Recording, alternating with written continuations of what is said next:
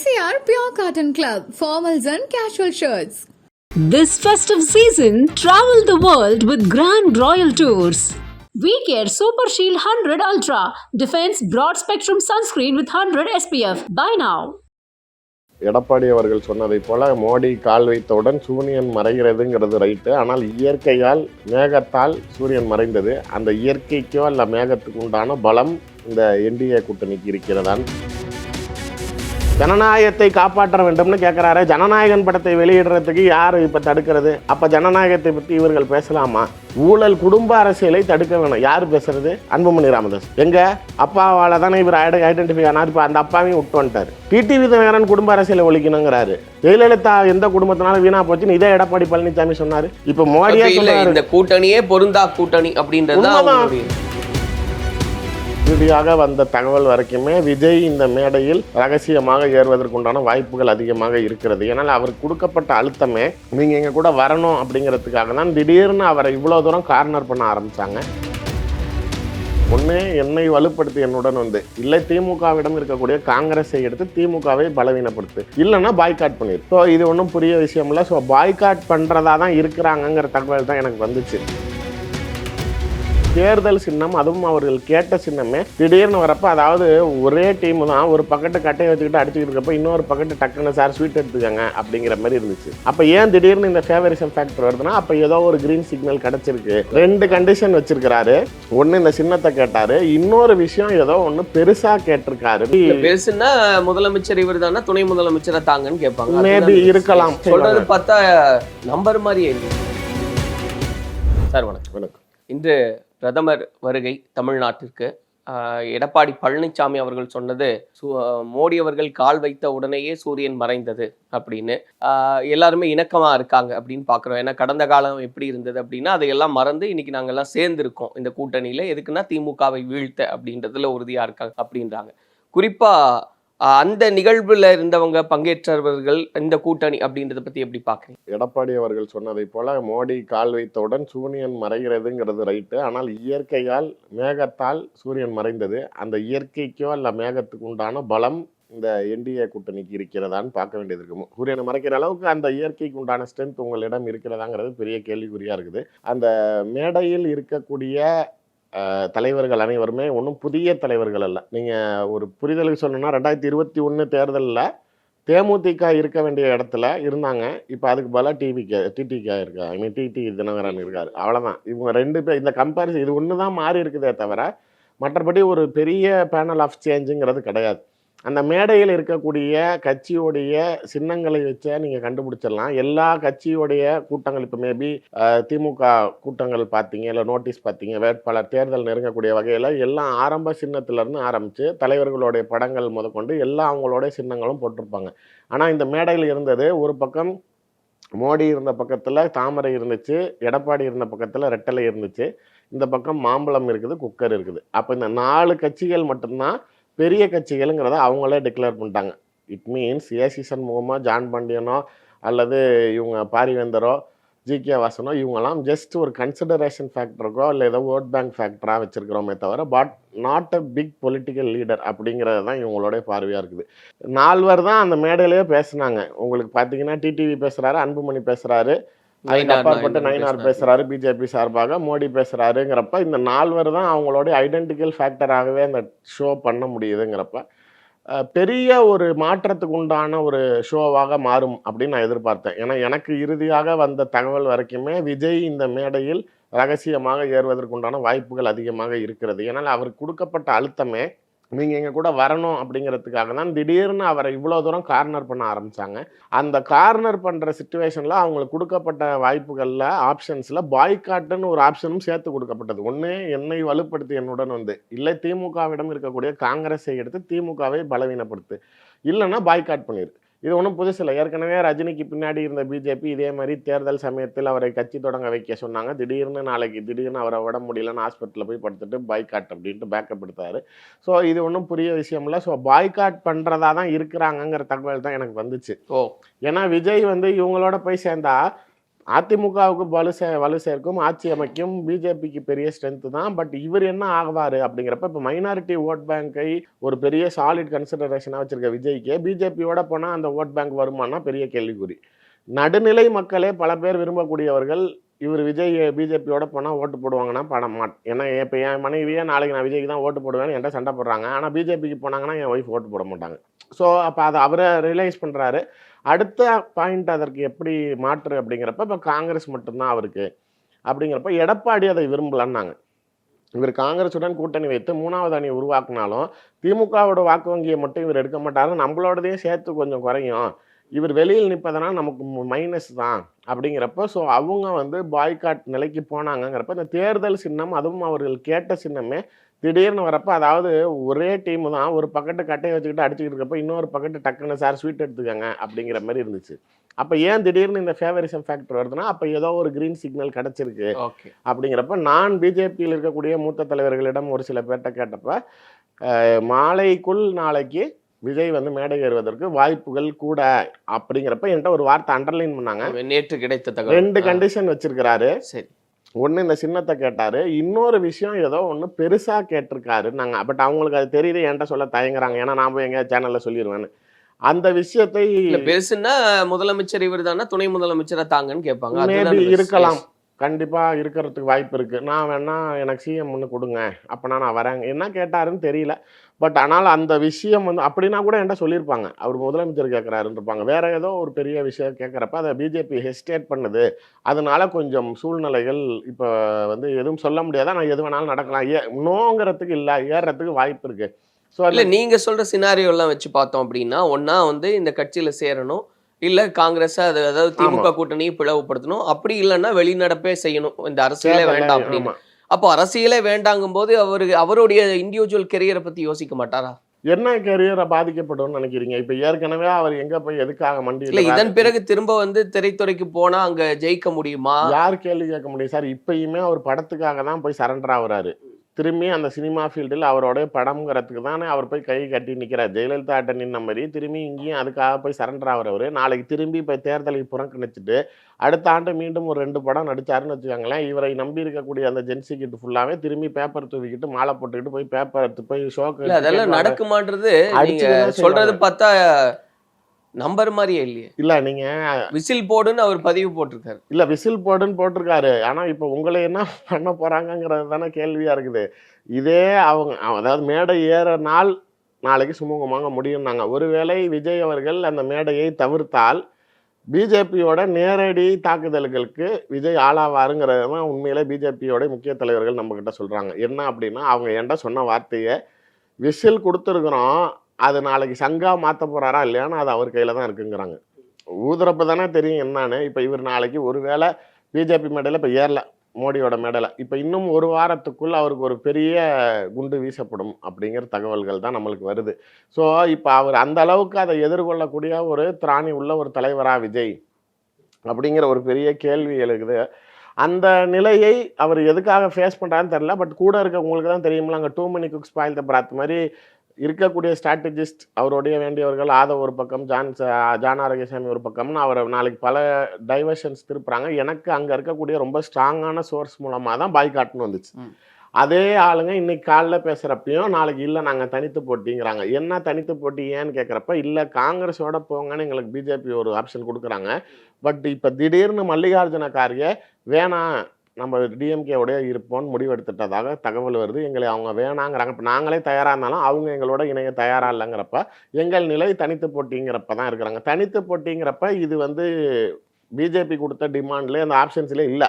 Okay, அப்படி இருக்கிறப்ப ஒன்று அவங்களை பலவீனப்படுத்துறதுனால தான் உங்களை தனியாக நிற்க சொன்னேன். நீங்கள் சும்மா தனியாக நிற்கிறப்ப அப்போ எனக்கும் அடி விழுவுதான். அங்கே ஸ்ட்ரென்த் அப்படியே ஸ்ட்ராங்காக இருக்குதுங்கிறப்ப அப்போ நீங்கள் நிற்கிறதுல அவங்க விருப்பப்படலை அப்படிங்கிறப்ப உங்களுக்கு அதற்கு உண்டான எதிர்வினைகள் வரும். இந்த மேடையில் இருப்பவர்களை பொறுத்த வரைக்கும் பார்த்தீங்க அப்படின்னா, மேடையில் பேசுபவர்கள் நான் சார் சீரியஸாக சொல்லணும்னா, இப்போ டிடிவி தினகரன் பிஜேபி கூட்டணியை ஏற்றுக்கொண்டார் 2024. அது நாளைக்கு அரசியலில் சகஜம்னு போகலாம். ஏன் அப்படின்னா, இதற்கு முன்னாடி அவங்கள ஃபுல்லாக அடித்ததே பிஜேபி தான்.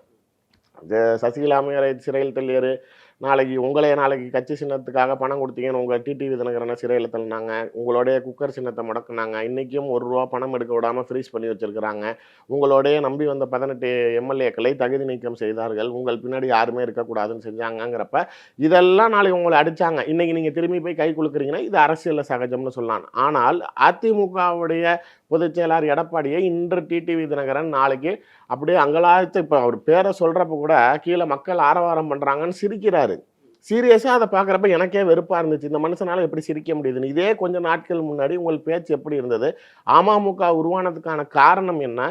துரோகத்தை வீழ்த்துவதற்காக இந்த கட்சியை கைப்பற்றி இருக்கிறோம், உருவாக்கி இருக்கிறோம், நாளைக்கு அதிமுகவை கைப்பற்ற வேண்டும் அதற்காக உருவாக்கி இருக்கிறோம்னு சொன்ன நீங்க இல்ல அதை சொல்றாங்களே, தெளிவுபடுத்துறாங்களே, ஆமா சண்டைகள்லாம் இருந்தது, ஆனா நோக்கம் இன்னைக்கு பெருசா இருக்கு, டீல் தான், வேற என்ன? அந்த மேடையில் திமுக வீழ்த்தணும்ன்றாங்க சார். நீங்க இதே 2021 டிடிவி தினகரன் வாயாலே சொன்னது, என்னால அதிமுகவுக்கு 30 சட்டமன்ற தொகுதிகள் தோத்துச்சுன்னாரு. அப்ப யாருக்கு நீங்க ஃபேவரிசம் பண்ணீங்க? எதுக்கு பண்ணீங்க? அந்த துரோகத்தை வீழ்த்தணுங்கிறதுக்காக தானே. நீங்கள் திமுகவுடைய பி டீம்னு நாளைக்கு ஓபிஎஸ் சொல்லி தானே வெளியில் தள்ளினீங்க. என்ன சசிகலா அம்மா சொன்னாங்க, சட்டமன்றத்தில் சிரிச்சுக்கிறாங்க பேசுகிறாங்கன்னு சொல்லி தான் வெளில தள்ளினீங்க. திரும்பி அதே ஓபிஎஸோட இன்று சசிகலா பேசலையா? திரும்பி நீங்கள் நாளைக்கு கை கோர்க்கலையா? எடப்பாடியோட துணை முதலமைச்சரா இல்லையா? டிடிவி தினகரனும் ஓபிஎஸும் நாளைக்கு 24 எம்பிக்கு நிற்கலையா? இதெல்லாம் அரசியலையும் எடுத்துக்கலாம். பட் இதெல்லாம் இந்த துரோகம்னு சொல்லி பல பேர் வாழ்க்கை பேசார். 2019 40 தொகுதியிலையும் நின்னார். நாளைக்கு அதே 2021 234 தொகுதின்னு நின்னார். இப்போ 2024 2 பாராளுமன்றத்தில் தேனியில் இவர் நிற்கிறாரு, திருச்சியில் நாளைக்கு அமமுக நிற்கிது. டெபாசிட் போகுது அமமுகவுக்கு. நாம் தமிழர் கட்சி 3வது இடம், அமமுக 4வது இடம். எனக்கு தெரிந்த ஒரு நன்கு அறிமுகப்பட்டவர் தான் வேட்பாளராக நின்னார். 7.5 கோடி ரூபா தான் சொந்த வீட்டு பத்திரத்தை அடமானம் வச்சுருக்காரு. உங்களால் எவ்வளோ பேர் இந்த மாதிரி கட்சியில் நஷ்டமானா? நீங்கள் நாளைக்கு மீட்டெடுக்கணும், கட்சி உங்களுக்கு துணையாக இருக்கணுங்கிறதுக்காக கை காசு போட்டு தானே எல்லாம் செலவு பண்ணால். உங்களை நம்பி வந்த 18 எம்எல்ஏக்களில் தங்கத்தமிழ்ச்செல்வன், செந்தில் பாலாஜியை தவிர இன்றைக்கி 16 பேருடைய கதி என்ன? திமுகவுக்கு வந்த 2 பேர் இன்றைக்கி நல்லா இருக்கிறாங்க, மீதி 16 பேர் என்ன ஆனாங்க? நீங்கள் உங்களிடம் நம்பி வந்த தங்கத்தமிழ்ச்செல்வன்ட்ட தேனியில் நீங்கள் தோத்துட்டு வரீங்க, உங்களோட சிசிய புள்ளட்ட குருநாதர் தோத்துட்டு வரீங்க. என்ன அப்புறம் பொலிட்டிக்கல் ஸ்ட்ரென்த் இருக்குது? எந்த சார் என்னை பொறுத்த வரைக்கும் அந்த மேடையில் இருக்கிறவங்க எந்த பொலிட்டிக்கல் பார்ட்டிக்கு என்ன வெயிட்டேஜ் ஃபேக்டர் இருக்குன்னு கேட்குறேன். ஜான் பாண்டியன்ட்ட என்ன வெயிட்டேஜ் இருக்குது? ஜிகே வாசன் கிட்ட நாளைக்கு வீட்லையாச்சும் வேலை செய்ய 5 பேர் இருக்காங்களான்னு கேட்க தோணுது. எங்கே அவருக்கு என்ன பொலிட்டிக்கல் ஸ்ட்ரென்த் இருக்குது? யார் கட்சி கீழே இருக்கிறா? என்ன இருக்குது? கட்சி இருக்குதாங்கன்னே கேள்விக்குறியாக இருக்குது. ஐஜேகே பாரிவேந்தரால் கோடி கணக்கில் பணம் இருக்கிறது. அவர் என்ன தொழில் பண்ணுறாருன்னு தமிழ்நாட்டில் மட்டும்தான் நமக்கு தெரியும். வட இந்தியாவில் இன்னும் ரயில்கள் 5 ரயில் விட்டுருக்காங்க, பிரைவேட் ட்ரெயின் விட்றாங்க, நிறைய யூனிவர்சிட்டிஸ் ஆரம்பிச்சிருக்காங்க. இவ்வளோ கோடிகளில் கொளிக்கக்கூடிய மனிதனால் நாளைக்கு இதே பிஜேபியால் 2019 எம்பியில் நின்று தோத்தார். எப்போ நீங்கள் திரும்பி பார்லிமெண்ட்டுக்கு உள்ளார போனீங்க? உதயசூரியன் சின்னத்தில் நின்று திமுகவோட உதவியோட தான் போக முடிஞ்சு. திரும்பி இப்போ பிஜேபி உதவியோட 24 நின்னீங்க, தோத்துட்டு தானே வந்தீங்க. கோடி ரூபா 100 கோடி செலவு பண்ணாலும் உங்கள் சமூக ஜாதி கட்சி நடத்துகிறேன் அவர் தான் சொல்கிறார், நான் சொல்ல. ஆனால் உங்கள் சமூக மக்களே உங்களுக்கு பெரும்பான்மையாக வாக்களிக்கவில்லை, டெபாசிட் இழந்துட்டு வெளில வரீங்க. இந்த நிலையில் ஏசி சண்முகம் என்ன ஆனார்? அவர்னால ஜெயிக்க முடிஞ்சா வேலூரில்? அவருக்கு ஸ்ட்ரென்த் இருந்துச்சா? யார் இங்கே எதை பெருசாக ஷோ பண்ண லீடர்ஸு அந்த மேடையில் இருக்கிறீங்க அப்படிங்கிறதான் என்னுடைய கேள்வி. அன்புமணியை பொறுத்த வரைக்குமே தகப்பனாரை தள்ளி வச்சுட்டு பரவாயில்ல நாளைக்கு வராரு. இப்போ அதுதானே ராமதாஸ் அவர்கள் கண்டிக்கிறாரு. இந்த கேள்விக்கும் நீங்கள் பதில் சொல்லுங்கள். கட்சியோட மேடையில் நீங்கள் டெல்லி உயர்நீதிமன்றத்தில் வழக்கு தொடர்றாங்க, அப்பாவும் மகனும். என்ன தீர்ப்பு வருது? அங்கீகரிக்கப்பட்ட கட்சியே இல்லை, அது சின்னத்தை யாரும் உரிமை கூட முடியாது. கட்சியே இங்கே அங்கீகரிக்கப்படலங்கிறப்ப கட்சி எனக்குன்னு நீ எப்படி என்கிட்ட வருவேன், எதா இருந்தாலும் தேர்தல் ஆணையத்தில் பேசிக்க அப்படிங்கிறாங்க. மாம்பழ சின்னம் உங்களுடன் இல்லை, 2 பேரோடையும் இல்லைன்னு சொல்லி தீர்ப்பு வர நிலையில் இன்னைக்கு உங்களுடன் ஒருத்தர் கூட்டு சேர்ந்து விட்டாருன்னா உடனே நாளைக்கு நீங்கள் மாம்பழ சின்னத்தை போட்டால் அப்போ என்ன சொல்ல வரீங்க? உங்களுடன் இணைந்ததனால் தேர்தல் ஆணையம் அவருக்கு தேவையான சின்னத்தை ஒதுக்கும் அப்படிங்கிறது இது ஜனநாயகமா? டிடிவி தினகரனுக்கு 2019 பாராளுமன்ற தேர்தலில் 15 நாட்களுக்கு முன்ன வரைக்கும் என்ன சின்னோன்னே சொல்லலை, கடைசியாக கிஃப்ட் பாக்ஸ் கொடுத்தீங்க. ஏன் இப்போ திரும்பி எப்படி குக்கர் வந்துச்சு உங்களோட சேர்ந்ததுக்கப்புறம்? ஜிகே வாசனுக்கு எப்படி திரும்பி சைக்கிள் கிடச்சிது? ஜனநாயகத்தை காப்பாற்ற வேண்டும்னு கேட்குறாரு. ஜனநாயகன் படத்தை வெளியிடுறதுக்கு யார் இப்போ தடுக்கிறது? அப்போ ஜனநாயகத்தை பற்றி இவர்கள் பேசலாமா? ஊழல் குடும்ப அரசியலை தடுக்க வேணும். யார் பேசுறது? அன்புமணி ராமதாஸ். எங்கள் அப்பாவால் தானே இவர் ஐடென்டிஃபை ஆனார். இப்போ அந்த அப்பாவையும் விட்டு வந்துட்டார். டிடிவி தினகரன் குடும்ப அரசியலை ஒழிக்கணுங்கிறாரு. ஜெயலலிதா எந்த குடும்பத்தினாலும் வீணா போச்சுன்னு இதே எடப்பாடி பழனிசாமி சொன்னார். இந்த குடும்பத்தால தான் அதிமுகவே வீணா போச்சு, இந்த குடும்பம் தானே கட்டிக்கிட்டு காப்பாற்றுது, இந்த குடும்பம் தான் கோடி கோடியாக குவிச்சது. இந்த குடும்பத்தை பற்றி பேசுனதுக்காக இவர் மேடை ஏறி இன்னொரு குடும்பத்தை பற்றி பேசுகிறாரு. அப்படிங்கிற நிலையில் பேசக்கூடிய வார்த்தைகள், அவர்கள் வைத்த வாதங்கள் எதுவுமே பொது பார்வையில் ஏற்கக்கூடிய வகையில் இல்லை. எல்லாரும் அங்கே போய் சேர்ந்தது ஏதோ ஒரு சுயலாபத்திற்காக மட்டுமே தவிர மக்கள் நலனுங்கிறது இது எங்கே கேள்விக்குறியா இருக்குது. இப்ப மோடியே இல்ல சொல்றாரு, இந்த கூட்டணியே பொருந்தா கூட்டணி அப்படின்றது உண்மைதான். அவங்களுடைய இப்ப மோடியே சொல்றாரு மக்கள்லாம் நாளைக்கு மாற்றத்தை தேடி நாளைக்கு தயாராயிட்டாங்க. யார் சொன்னா அவங்ககிட்ட? யாரு சார்? எந்த மக்கள் வந்து உங்களை சொன்னாங்க? சரி, நான் கேட்குறேன், கேரளாவில் சுத்தமாக பிஜேபி இல்லை, கம்யூனிஸ்ட் வாழக்கூடிய மாநிலம். அந்த இடத்துல உங்களுக்கு திருச்சூரில் ஒரு எம்பி வருது, ரைட்டு, ரைஸ் ஆகிறேன்னு சொல்லலாம். இப்போ கேபிட்டல் ஆஃப் கேரளா திருவனந்தபுரம் பெரிய மாநகராட்சி, அதை நாளைக்கு பிஜேபி கைப்பற்றுது. மாற்றத்துக்கு தயாராகிறான் கேரளா மக்கள். கம்யூனிசத்துக்கு அப்பாற்பட்டு பிஜேபிகிட்ட வரான்னா நியாயம்.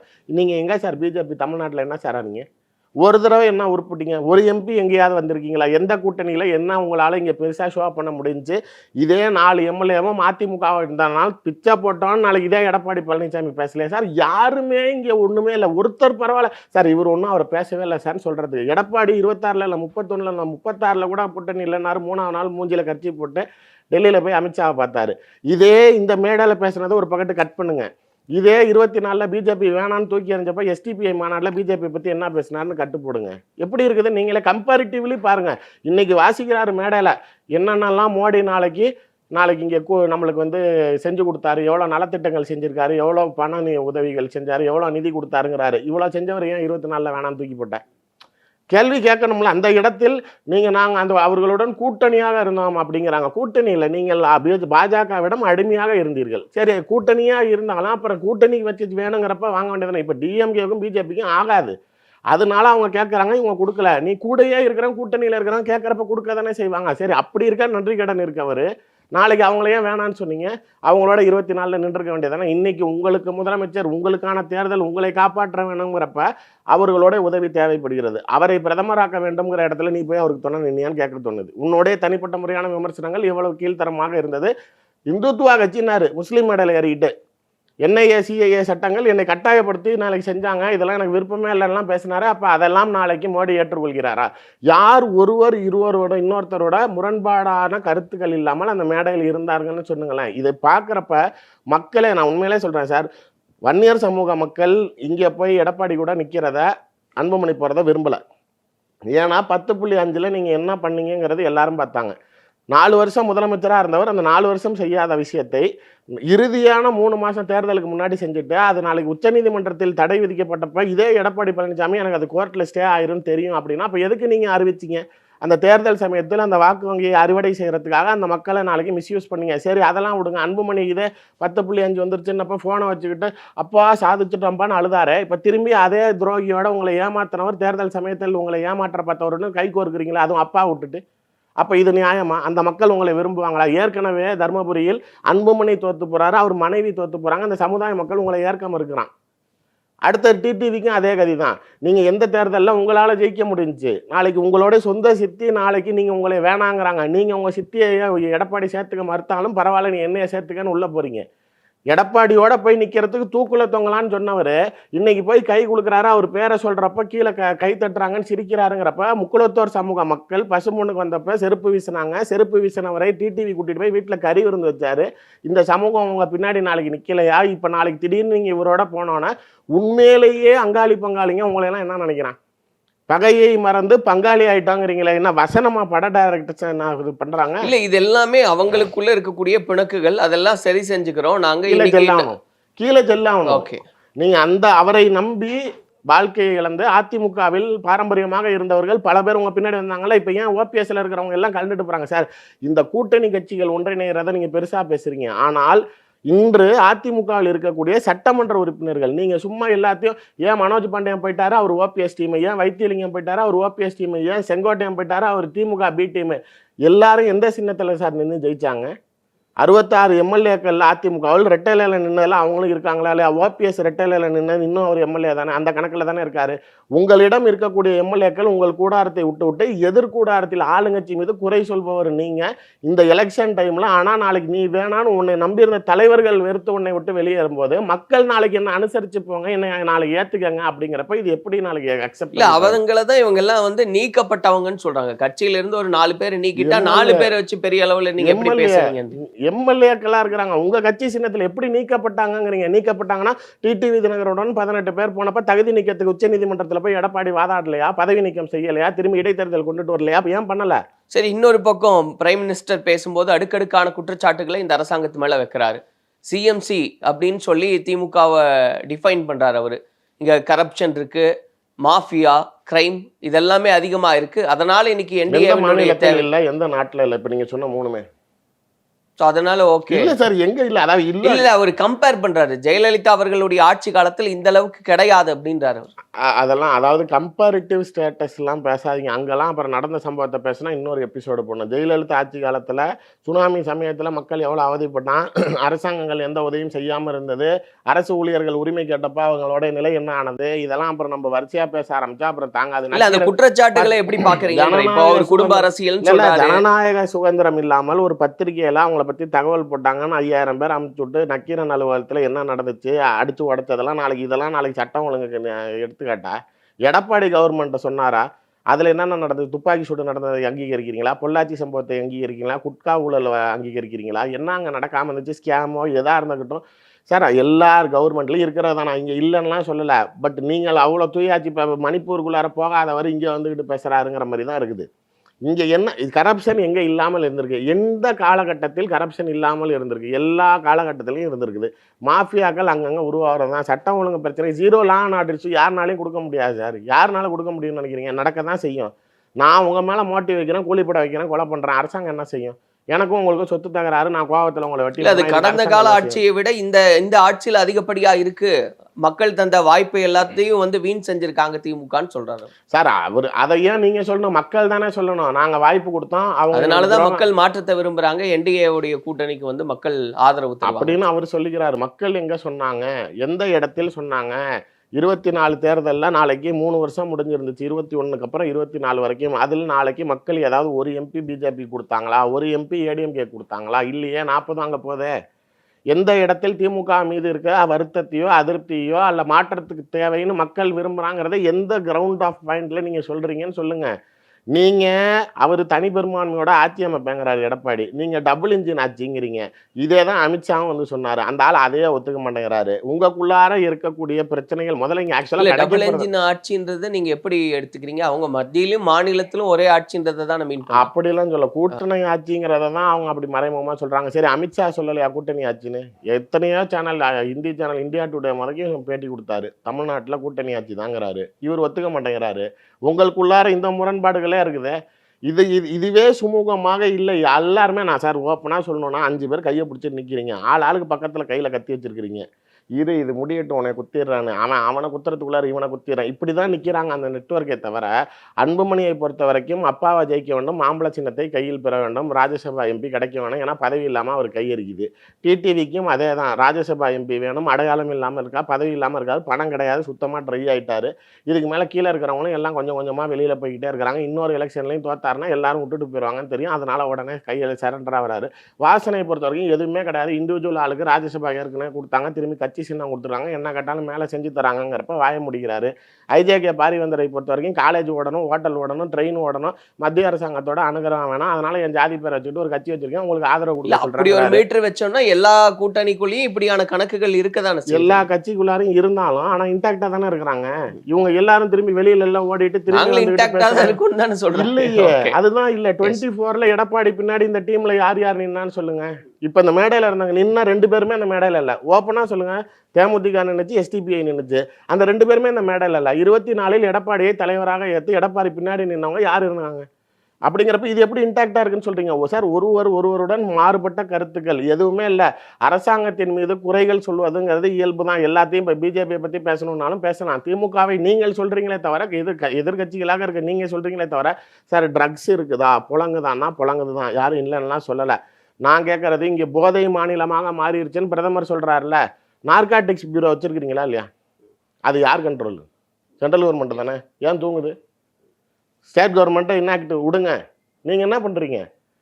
போலீஸ்கிட்ட நான் பர்சனலாக கேட்குற வரைக்கும் அவங்க என்ன சொல்கிறாங்க அப்படின்னா, கஞ்சாவை பொறுத்த வரைக்கும் நாளைக்கு எல்லாம் கோர்ட்டு கூப்பிட்டு போய் குண்டாசே போட்டாலும் கிலோ கணக்கில் மினிமம் ஆஃப் 1 கிலோ இருந்தால் தான் குண்டாஸ் போடுறான். ஆனால் அவன் விற்கிறவனோ வாங்குறவனோ எல்லாமே 100 கிராம் தான் கையில் வச்சுருக்கிறான்.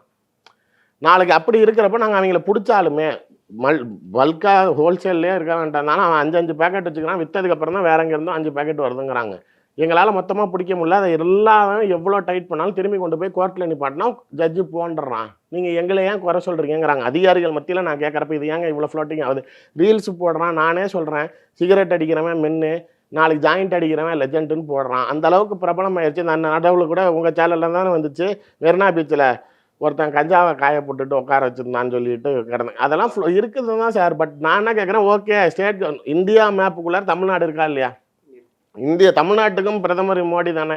அப்போ நாளைக்கு தமிழ்நாடு அரசு தவறுது அப்படின்னா உங்களோட சென்ட்ரல் கவர்மெண்ட்ல இங்கே ஊழல் பண்ணுறான். இல்ல அதுக்கு தான் இந்த டபுள் என்ஜின் சர்க்கார் வரட்டும் நாங்கெல்லாம் ஒழிக்கிறோம் அப்படின்றாரு. அதுதான் சார், இங்கே ஒருத்தர் ஊழல் பண்ணுறாரு, நாளைக்கு டிபிஎஸ்சி ஆக்ஷன் எடுக்கலை, எஸ்பிசிஐடி வேடிக்கை பார்க்குது, நாளைக்கு ஸ்டேட் கவர்மெண்ட் கை கட்டி இருக்கிறப்ப உடனே நாங்கள் உங்கள் அமலாக்கத்துறை வருது, உங்களுடைய வருமான வரித்துறை வருதுல்ல, அது மாதிரி இங்கே நாளைக்கு ஸ்டேட் கவர்மெண்ட் இன்ஆக்டிவாக இருந்துச்சுன்னா உங்கள் நார்காட்டிக்ஸ் பியூரோ இறக்குங்க. நீங்கள் சென்ட்ரல் கவர்மெண்ட்லேருந்து ஆரம்பிச்சு நாளைக்கு சீஷோரெல்லாம் க்ளோஸ் பண்ணுங்கள், ட்ரக்ஸை நாளைக்கு கண்ட்ரோல் பண்ணுங்கள். பிற மாநிலங்களில் ட்ரக்ஸ் இல்லைன்னு நினைக்கிறீங்களா? வரீங்களா என் கூட? ஹைதராபாடு, பாம்பே, டெல்லிலாம் போகலாம். இங்கெல்லாம் பரவாயில்ல, அங்கெல்லாம் வெளியில் ஸ்டால் போட்டு விற்கிறான். அதெல்லாம் நாளைக்கு இவங்க கண்ட்ரோலில் இல்லையா? பேசணுன்னா குறைகள் பேசலாமே தவிர நீங்கள் கட்டுப்படுத்துறதுக்கு அதிகாரத்தில் பிரதமர் பேசுறீங்க. இது உங்களுக்கே அசிங்கம். நீங்கள் ஒரு பிரைம் மினிஸ்டர் ஆஃப் ஒரு கண்ட்ரியாக இருந்துக்கிட்டு ஒரு ஸ்பீச் பேசுகிறப்ப நான் ஆளக்கூடிய என் நாட்டில் இருக்கக்கூடிய ஒரு மாநிலத்துக்குள்ளார போதைப் பொருள் கடுமையாக புழங்குதுங்கிறப்ப அப்போ நீங்கள் பொறுப்பா இல்லையா? அவ்வளோதானே என் கேள்வி. அவங்களும் பொறுப்பு, ஸ்டேட் கவர்மெண்ட்டும். நீங்கள் மக்களை காப்பாற்றணும், நீங்கள் தான் சார் துடிக்கிறீங்க. சரி, ஸ்டாலினுக்கு அந்த எண்ணம் இல்லை, மோடிக்கு இருக்குல்ல, இறங்கி செய்யுங்க. ஏன் செய்ய? அப்ப நிறைவா பிரதமர் அவர்களுடைய தமிழக வருகை அந்த அளவுக்கு பெரிய அளவுக்கு ஒரு தாக்கத்தை ஏற்படுத்தாது. 24 எலெக்ஷனுக்கு முன்னாடி எனக்கு தெரிஞ்சு 8 தடவை வந்தார். என்ன தாக்கத்தை ஏற்பட்டுச்சு? இனிமேட்டும் நீங்க 10 தடவை கூட வரலாம். பிற மாநிலங்களில் உங்கள் அரசியல் எடுபடலாம், உங்களுடைய வித்தைகள் காட்டலாம். நாளைக்கு உங்களுக்கு உங்களுடைய ஆட்சிக்கோ அல்ல உங்களுக்கு வாக்காகவோ மாறி இருக்கலாம். தமிழ்நாட்டில் கையாள முடியுமானா முடியாது சார். ராகுல் காந்தி உங்களுடைய நேரடி எதிரி. அவரு நாளைக்கு ஸ்மிருதி இரானி கிட்ட கண்ணாபண்ணான்னு தோக்குறாரு. எங்கே போய் நிற்கலாம் நம்ம சேஃபா அப்படின்னு நினைக்கிறப்ப அவருக்கு வயநாடு தான் சாய்ஸு. ஏன் அப்படின்னா அங்கே பெரும்பான்மையாக இஸ்லாமியர்கள் வாக்கு வங்கி. எதனால அப்படின்னா பிஜேபியை பொறுத்த வரைக்கும் நாளைக்கு இஸ்லாமியர்கள் எந்த சூழ்நிலையும் பிஜேபியில் ஓட்டு போட மாட்டோம். ஆனால் நமக்கு ஓட்டு போடுவோம், நம்ம ஜெயிச்சிரும். ஒரு கான்ஃபிடென்ட்டான கான்ஸ்டிடுவன்சியை செலக்ட் பண்ண ராகுல் காந்தியை பாராளுமன்றத்தில் மோடி அவர்களை பார்த்து சொடக்கு போட்டு உங்களால் சாவர வரைக்கும் கேரளாவை ஆட்சி செய்ய முடியாதுன்னு அவர் சொல்ல, தமிழ்நாட்டுக்குள்ளார உங்களால் நுழைய முடியாதுன்னு தான் சொன்னாரே தவிர இப்பயும் கேரளாவில் அவங்க வளர்ச்சி அடைகிறாங்க. வெஸ்ட் பெங்காலில் நாளைக்கு இந்த தேர்தலில் பிஜேபி ஆட்சி அமைக்கும். நானே சொல்கிறேன், மம்தா பானர்ஜிக்கு காலியாயிரும். ஏன்னா அங்கே கூட்டணியே கிடையாது, அவங்க கிளியராக வேலை பார்த்து வச்சுருக்காங்க, வருவாங்க. இங்கே தேவையில்லாமல் நீங்கள் அல்ற சில்லறையெல்லாம் சேர்த்துக்கிட்டு யாரோ சொல்கிறதெல்லாம் கேட்டுக்கிட்டு தவறான சில முடிவுகளை எடுத்து தப்பான கண்ணோட்டத்தோடு செல்கிறப்ப இங்கே உங்களுக்கு அந்த வெற்றி கனி கிடைக்காது என்பது தான் என் கணக்கு. ஸோ பொறுத்திருந்து பார்ப்போம் இதனுடைய தாக்கம் அடுத்தடுத்த நாட்களில் எப்படி இருக்குன்னு. அதை பொறுத்து நம்ம பேசலாம் சார். நன்றி. MCR Pure Cotton Club, formals and casual shirts. This festive season, travel the world with Grand Royal Tours. We care Super Shield 100 Ultra, defense broad spectrum sunscreen with 100 SPF. Buy now.